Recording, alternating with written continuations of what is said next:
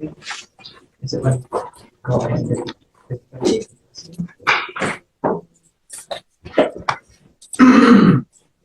morning, Judge. I'm approaching on Jaime Estrada. Okay. He's here for a termination of PCI. The SOP, he said he's paid all the fees, but we're still waiting to receive the certificates. Are you ready?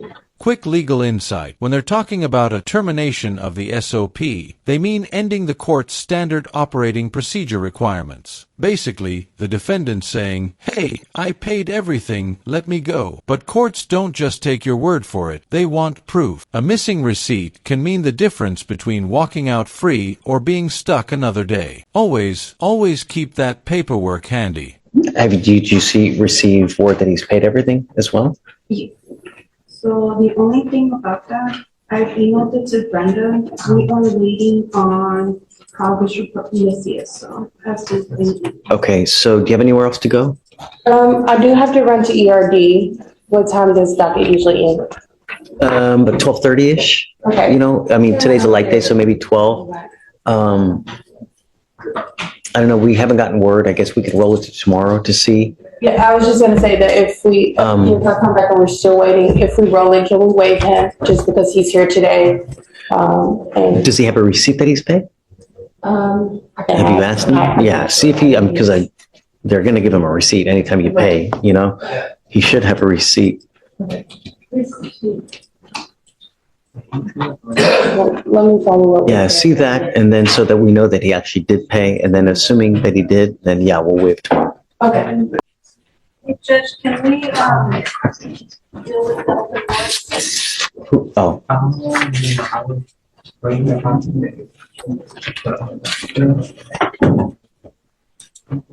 come up, Mr. Lestrade.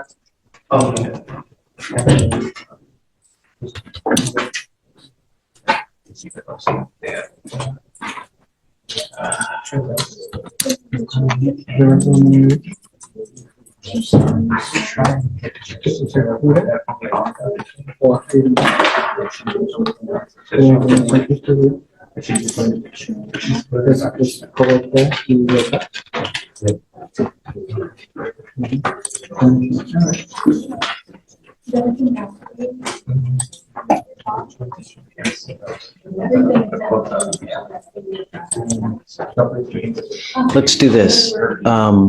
I'm not going to do anything until this lawyer gets here. All I know is he's got 3 open cases. They're all at 7503 because you want to come to court. You don't come to court. People say don't come to court. He told my the probation. Let's wait for your lawyer to get here and we'll see. But all I know is you've got 3 open cases. All the bonds are 7503, which indicates to me that you've taken off 3 different times. No. So let's see. So just take a seat for me. On the court for. I mean, I'm not going to argue with you. I'm going to wait for your lawyer to get here and then we'll go from there. Okay. But you're supposed to come to court when the reset says, not when you want to come to court. No, he told me not to come to court, Judge. He said not. You can come to court, right? But you're supposed to come to court when the reset says. And we have multiple instances of you not doing that. Okay. I mean, I don't know how else to say it. So let's wait for your lawyer to get here and we'll go from there. Just take a seat. Judge, I already emailed him because he got one of them. He got another new one, so hopefully he'll, and he's usually pretty soon.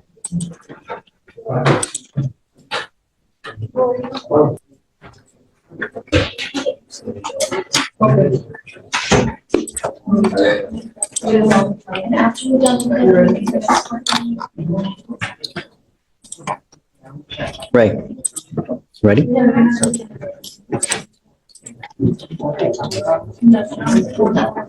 How are you? You know. Who do you want to talk about first? Let's do Lestrade. Okay. Come up, Mr. Lestrade.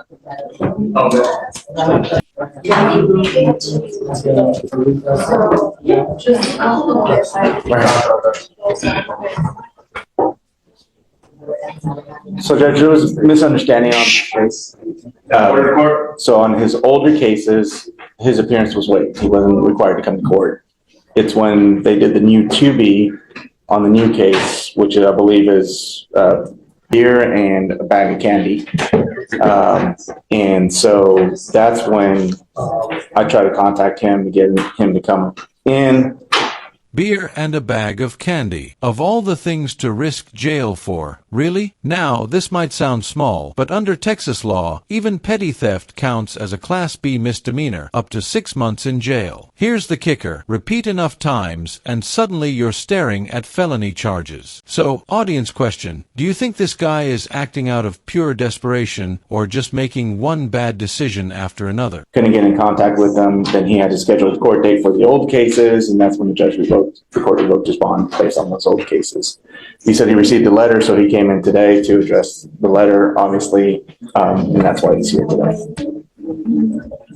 So let's do probable cause on your newest case, because I don't know anything about it.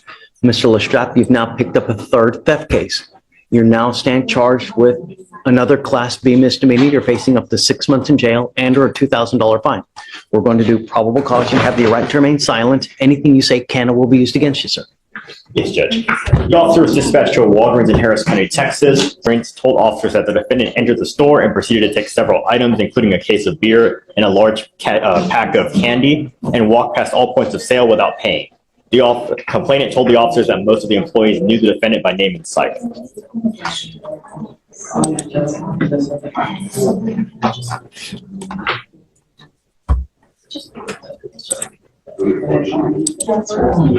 Where is the trespass and the theft, the prior trespass and the, can you tell me where those are? They are also at a Walgreens. Let me see if it's the same location. It's the same location. I told you when you first came here not to go back to the Walgreens. Okay, thank you. Not once, but twice. What should I do now, Mr. Lestrade? What should I do? You tell me. Just for the court's knowledge, my client is homeless. He doesn't have a place to stay, no employment, has some assistance from his mom, but obviously that's not a whole lot. That's the number. That mom over there? I'm not sure. Yeah, it's here at home. Did you come with mom today? Yes, sir. It's here at home. I don't know what to tell you, but here in court, we have resources. Resources, we're happy to give it to you. We had a kid in here yesterday, giving him resources to get a phone and a tablet. If you want a place to stay, we can find you a place to stay. If you want something to eat, we can get you something to eat. Yes, sir. But how on earth can I continue to let you go when, number one, you don't come to court? Number two, you continue to go to the place we tell you not to go. Number three, you continue to pick up cases when we tell you not to over a damn case of beer and a large pack of candy. Mr. Lestrade, they know you at that Walgreens. Every single time you go back to that Walgreens, you have about every single eye in the sky looking at you every 15 ways from Sunday, watching your every move. Yes, sir. Ray, I'm sorry. I'm not going to give another PR bomb. You know, perhaps, I don't know, but you're not getting it. Can we at least address the bond though, Judge? Because I believe the bond's at Absolutely happy to. I agree that they're high. And what do you think? Judge, I'd be asking for 500 on each case. Okay, done. But the revolving door closes today. Yes, sir. It goes with you. I'm with you though. 500. Appreciate it. We're setting the bonds ultimate.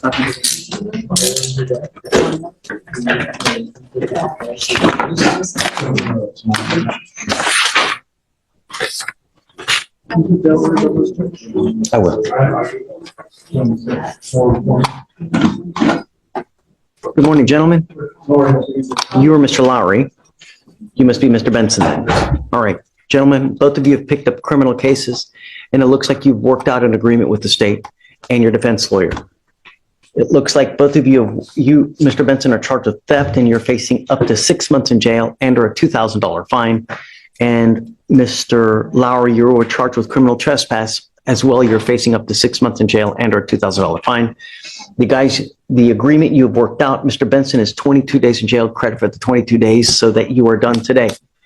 You need to understand that this is an enhanceable offense. If you continue to pick up theft cases, at some point they're going to hit you with a felony, and instead of days, you will be looking at years. From now on, do you understand? Mr. Lowry, you are This is where it gets serious. Both defendants cut deals, and you'll notice the judge hammering home one warning. Repeat offenses stack up. That candy bar or trespass today could equal years tomorrow. This isn't just scare talk. Texas law enhances penalties for repeat thefts. So, what starts with days in jail could spiral into years behind bars. Makes you wonder, how many chances should the system give before locking someone away long term? with your criminal trespass, they've offered you 122 days in jail with credit for the 122 days that you've done. So likewise, you're also done with us today as well. It will go on your record. You can never take it off. And from now on, you're facing a minimum of 30 days in jail. Do you understand? Is this what both of you want to do? You are giving up the right to a trial, right to compel witnesses to testify on your behalf, confront and cross-examine your accusers. If you're not a citizen, there are possible immigration consequences. You can be deported, excluded from the country, denied naturalization. You give up the right to appeal. Once you plead guilty, like I said, there's no turning back. It will go on your record. It'll stay there forever. How do you plead to the offense, Mr. Benson? I'm going to find you guilty. I will follow the agreement, send you to it. And Mr. Lowry? How do you plead to the offense? Guilty or not guilty? All right. I'm going to find you guilty as well. I'm going to, do we need to do it on the Well, there's theft? one with the second conviction. On Got it. that. All right. So, Mr. Benson, you have a prior theft from 2019. Is this true? Yes, sir. Okay. This now makes two. A third, you're looking at a felony charge. No matter if it's a pack of gum, a big pack of candy, be careful. You could be facing some serious time next time. You understand? Okay, so true to the friends. We'll abandon the other one. All right, good luck, gentlemen. Thanks. All right, gentlemen. Go ahead. Oh, and Mr. Benson, your second case will be dismissed. I didn't realize you had it. Oh, Yeah. I was told I needed to approach on Mr. McCullum. He's not here today. I don't know. we have quite the, did you represent him before? No. Okay, we have quite the history with this gentleman Okay. where he's had a couple cases in here with numerous bond violations. He pled not too long ago, or no, I think did it get dismissed or did he plead? I don't I know. think one of them pled and the other one got dismissed. So he's now picked up a new case. All I know is that he's charged with evading arrest. He picked up a new case on the 30th. And we've gotten emails stating that because of this case, I think he broke his leg in half, is what he's saying. Fibia. I don't know. Okay. He's provided Victoria some kind of paperwork. I don't know if it's legitimate or not. It appears to be, but I was going to do probable cause number one to see, was there really an injury that occurred? I don't know. It says he tripped and fell. The officer indicated that he tripped and fell as he was running. Mind? Yes. Please. On December 29th, 2024, an officer observed another officer driving through a parking lot of 2901 Westridge Street with emergency equipment on and chirping sirens due to a large crowd loitering on the property with no loitering signs.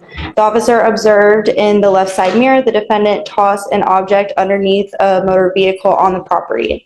The officer made a U-turn and observed the defendant reaching under the same motor vehicle, retrieve the object, and reach into his front waistband. The defendant then tossed the object under another motor vehicle. The officer wearing full uniform told the defendant to come towards him and asked what he had dropped. The defendant walked towards the officer, stating he did not drop anything. The officer grabbed the defendant's left hand and attempted to handcuff, and the defendant took off on foot.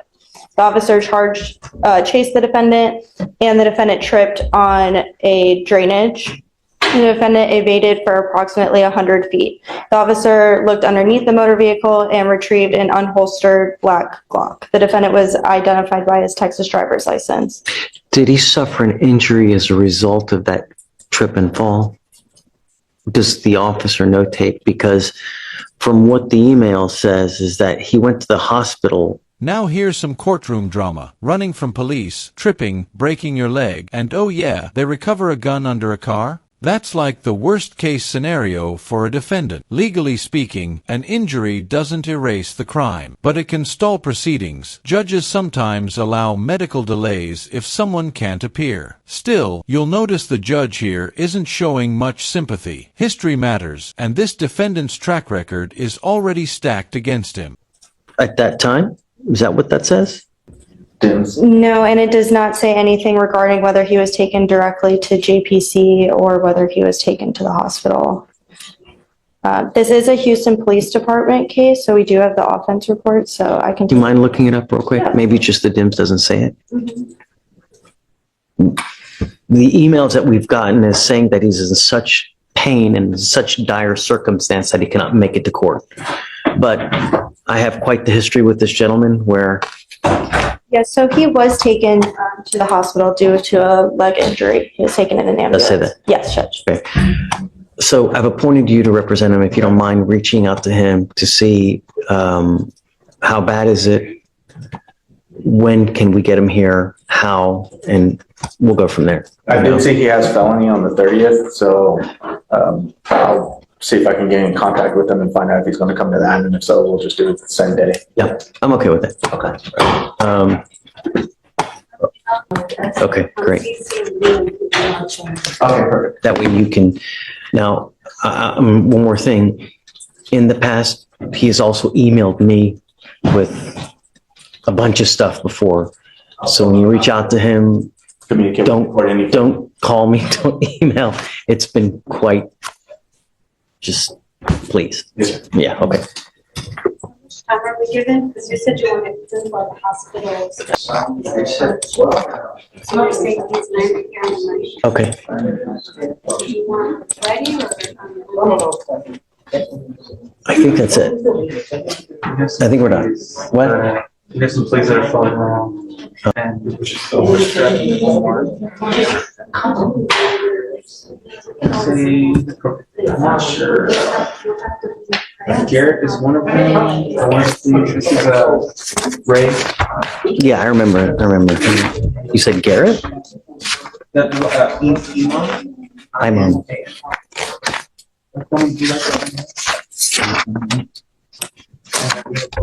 For Stovall.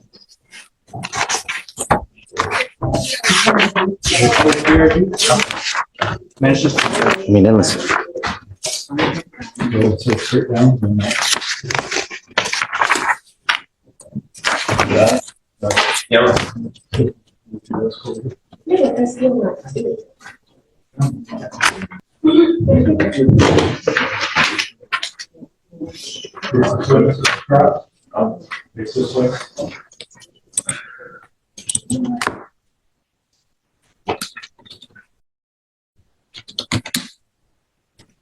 all right, Mr. Lestrap, it looks like you've worked out an agreement. Come on up.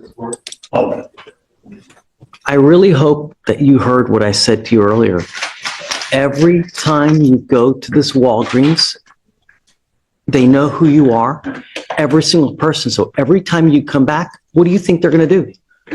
They're going to watch you like a hawk. Your every single move. You've been trespassed from there. So if you go back there and they call the cops, you're going to be right back in jail. You've worked out an agreement. They're offering you 60 days in jail with credit for the 2 days that you've done on this theft case here. Looks like they're going to dismiss the 2 other thefts that you have. You also need to understand this now makes at least 2 thefts for you. You pick up another theft, you're going to be looking at a felony charge, years instead of days. Yeah. You're giving up the right to a trial, right to compel witnesses to testify on your behalf, confront and cross-examine your accusers. If you're not a citizen, there are possible immigration consequences. You can be deported, excluded from the country, denied naturalization. You give up the right to appeal. Once you plead guilty, you can never change this. Are you sure you want to do this? Guess that's it, right? Yes, Your Honor. I talked to him. He understands the nature of the consequences. Okay. has no means of being able to afford bond, so we can look at the newer case, so he's opted to take the agreement on the old case. If you can't ever make bond, if you don't have anyone in this life that's going to bond you out, then why pick up a criminal case? You know what I mean? When you leave here, Mr. Lestrap, come back. If you want a place to sleep, if you want a job, if you want food, I'll give it to you. All you got to do is come back. But if you keep picking up criminal cases, This last stretch really shows the tension between punishment and support. The judge offers housing, food, even a phone, resources that could keep someone off the streets. But at the same time, he draws a hard line. No more PR bonds, no more free passes. And here's the big question for you. Should courts be focused more on punishing repeat offenders or doubling down on helping them turn their lives around? no more PR bonds. Do you understand? There's no excuse. We will give you resources. All you got to do is come back. You're giving up the right to, well, have I gone through the warnings? I don't remember. You're giving up the right to a trial, right to compel witnesses to testify on behalf, confront and cross-examine your accusers. If you're not a citizen, there are possible immigration consequences. You can be deported, excluded from the country, denied naturalization under federal law. You give up the right to appeal. So once you plead guilty, there's no turning back. How do you plead to the offense? Guilty or not guilty? I'm going to find you guilty and I will sentence you to 60 days in jail. I will give you credit for the 2 days that you've done. It's not enhanced, right? I think there's that. Okay. All right. All right. Hi, good luck. Or did he say plead guilty? Yes, sir. I didn't hear it. How do you plead to the offense, sir? Guilty or not guilty? All right. I'll find you guilty, sentence you to good luck. Thank you so much, Ray.